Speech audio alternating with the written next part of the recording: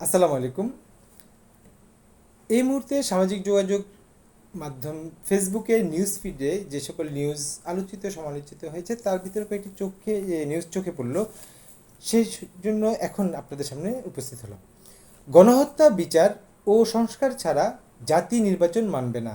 জুলাই গণঅভ্যুত্থানে গণহত্যা চালানো স্বৈরাচারের দ্রুততম সময়ে বিচারের দাবি জানিয়েছে জামাতি ইসলামী আমির বাংলাদেশ জামায়াতে ইসলামের আমির ডক্টর শফিকুর রহমান। 24 এপ্রিল রাজধানীর মিরপুরের বিভিন্ন এলাকায় দলটি গণসংযোগ উপলক্ষে আয়োজিত কর্মসূচিতে এই দাবি জানিয়েছেন তিনি। এর আগে তিনি বলেছেন, এর সংস্কার ছাড়া এর আগে দেশে কোনো নির্বাচন জাতি মেনে নেবে না।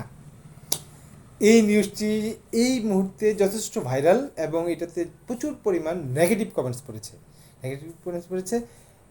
এর ভিতরে শালীন যদি নেগেটিভ কমেন্টস বের হয়, 71-এ গণহত্যার বিচার কি বন্ধ হয়ে যাবে?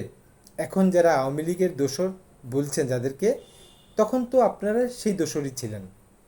আরেকজন বলছে, ইনি তো দ্বিতীয় এরশাদ, সকালে এক কথা বলে বিকালে এক কথা বলে। অর্থাৎ এটা নিয়ে যথেষ্ট হয়েছে।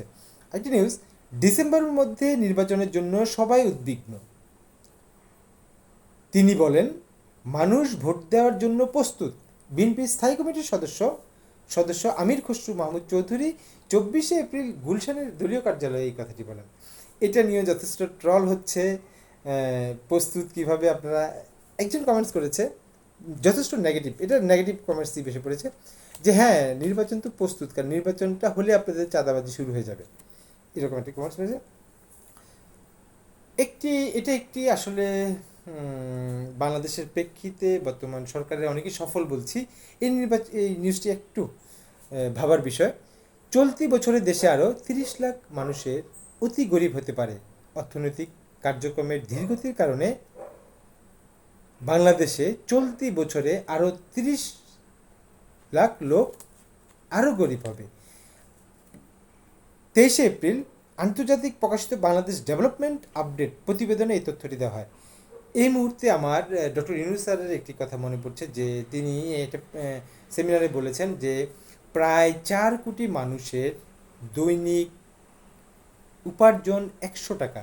অর্থাৎ একটা মানুষের 4 কোটি মানুষের, অর্থাৎ কতটা দরিদ্র আছি আমরা, যে 24 ঘন্টার জন্য 100 টাকা। এটা তো আমার ভাবতে মানে হয় যে সেই দরিদ্রতা আরও বেড়ে যাবে। অর্থাৎ রিপোর্টটিতে বলা হয়েছে যে বর্তমানে যে অবস্থা দেশের, তাতে অর্থনৈতিক কার্যক্রম ধীরগতি চলে এসেছে। তো সেক্ষেত্রে একটি কমেন্টস আসলে ধীরগতি এসেছে, এটা যে তিনি এই ইয়েটাতে যথেষ্ট বলেছে। এর ভিতরে ডক্টর ইউনূসকে যথেষ্ট পরিমাণ মানুষ বিরূপ মন্তব্য করেছে, তিনি দেশ চালাতে পারছে না, লম্বা লম্বা কথা বলছে, বিভিন্ন সেমিনার করছে, কিন্তু দেশ চালাতে পারছে না, সেটা হলো না। সেখানে একজন কমেন্টস করেছে, আমি সাক্ষী, আমি একটি প্রতিষ্ঠানে কর্মরত ছিলাম, আগস্টের পর ওই প্রতিষ্ঠানটি সম্পূর্ণ বন্ধ হয়ে গেছে, আমি 9 মাস খুব কষ্টে আছি, আমি কি আমি কি 30 লক্ষ লোকের ভিতরে একজনেই হয়ে গেলাম? আর কি কেউ আছে? তার কমেন্টসের প্রেক্ষিতে আরও অনেকেই কমেন্টস করছে যে আমারও একই অবস্থা ভাই, আমারও একই অবস্থা। অর্থাৎ সত্যি দেশের অবস্থা ভালো না।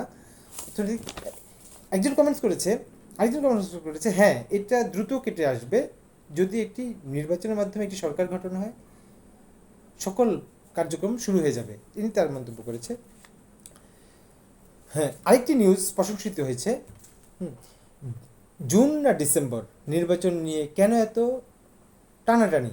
ছাত্র জনতার অভ্যুত্থানে ফ্যাসিবাদী আওয়ামী লীগ সরকারের পতনের পর গঠিত অন্তর্বর্তীকালীন সরকার দেশের বিভিন্ন স্থানে সংস্কারের কাজ করেছে।